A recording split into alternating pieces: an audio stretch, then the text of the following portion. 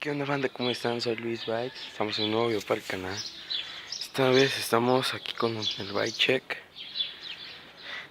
el que les había prometido de mi bici, de la nueva bici que compré. Vamos a empezar por la parte de los rines y llantas. Trae llantas Cash Bike. Más delantera Quanta Aero. Desconozco la marca, pero solo sé que es Bicapa. Aro trasero Premium. A ver, déjenme enseño. ¿Qué es Premium?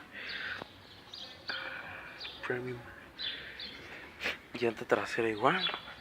Cash Bike. Masa Vital. No suena mucho, pero pues ahí es algo. Me siento Jaro, el de mi Rosa Brava.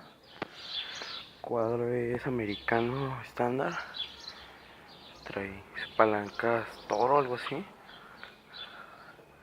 Postes GT o algo así. Zoom. Barra Rosa Brava. Tijera VG. Está chida, el cromado. La luz es chido. Y ya, pues es todo. Puños son no grips. Y ya, es todo. Está chida la nueva bici que traigo. La otra está ahí en los ajustes, está reparándose. Y a ver qué pedo. No, espero que te haya gustado el video. Dale like y suscríbete para unos videos más vergas. Nos vemos, adiós.